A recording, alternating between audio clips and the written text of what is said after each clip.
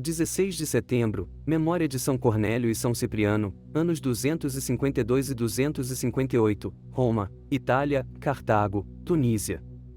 A Igreja celebra juntamente a memória de Cornélio e de Cipriano, mortos em anos distintos, mas unidos por grande amizade e pelas mesmas preocupações pastorais. Nos dois santos são realçados os pastores dedicados e os mártires invencíveis. Cornélio foi o Papa que governou a Igreja de 251 a 253 e Cipriano foi bispo de Cartago de 249 a 258. Viveram no mesmo tempo difícil das perseguições e tiveram que enfrentar, tanto em Roma como em Cartago, a questão da reconciliação dos cristãos que tinham cedido às perseguições, os chamados lapsi, os que caíram, bem como a defesa da unidade da Igreja. Cornélio, nada se sabe sobre sua origem. Tornou-se Papa imediatamente depois da perseguição de Décio, que além de muitas vítimas, deixou um saldo negativo muito grande de apostasias. A readmissão de tais apóstatas na comunidade cristã suscitou vivas polêmicas.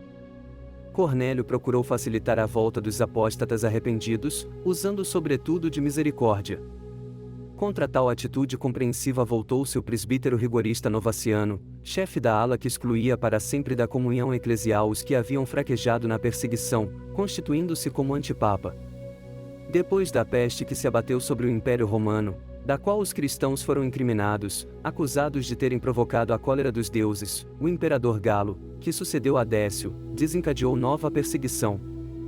O Papa Cornélio foi mandado para o exílio em Civitavecchia, perto de Roma, onde veio a falecer em 253.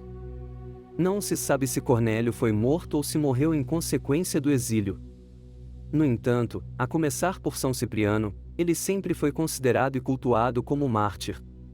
Cecílio Cipriano, popularmente conhecido como Tácio, nasceu provavelmente em Cartago em torno de 210. Muito pouco se sabe de sua vida antes de sua conversão cristã. Era orador público, professor de retórica e advogado nas cortes. Foi batizado na Páscoa de 246, tornando-se um novo homem, e em 249, foi eleito para a cátedra episcopal de Cartago. Durante a perseguição foi envolvido na questão dos lapsi, os que tinham renegado a fé, tanto em Roma como na África. Tratava-se dos que tinham retornado à Igreja, mas não queriam submeter-se à penitência. São Cipriano lutou contra o sacerdote Novato, defensor do antipapa Novaciano em Roma, e o diácono Felicíssimo, que elegera Fortunato como antibispo, enquanto Cipriano se mantinha oculto durante a perseguição, dirigindo por cartas à sua igreja. Cessada essa perseguição, voltou a Cartago.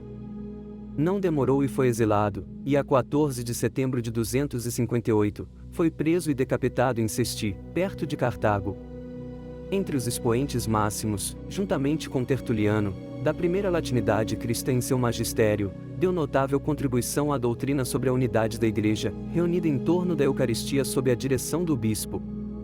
Na carta 62, Cipriano mostra que o sacrifício da Eucaristia é sacrifício de Cristo e da Igreja. Ele expõe o sentido das gotas de água no vinho, no caso dos aquaristas, que insistiam em celebrar a Eucaristia com pão e água, sem o vinho. Cipriano diz que devem pôr ao menos um pouco de vinho na água, pois senão nós estamos sozinhos sem o Cristo. Além das numerosas cartas pelas quais ele governava a Igreja em sua ausência, Cipriano escreveu vários tratados. Entre eles podemos citar o Tratado sobre a Unidade da Igreja, Tratado sobre os Lapsi, Tratado sobre a Mortalidade e um belo tratado sobre a Oração do Senhor. Cornélio e Cipriano, ambos pastores, ambos mártires, ambos incansáveis promotores da unidade da Igreja e defensores da reconciliação dos penitentes, embora sob condições diversas. Estas características são expressas nas orações da missa.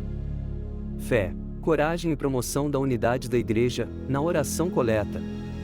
A oração sobre as oferendas pede que, celebrando a paixão dos mártires, a Eucaristia nos torne firmes na adversidade, como os fez corajosos na perseguição. A oração depois da comunhão, pede que pela Eucaristia que recebemos e pelos exemplos de São Cornélio e São Cipriano, sejamos fortalecidos pelo Espírito para dar testemunho do Evangelho. São Cornélio e São Cipriano, rogai por nós.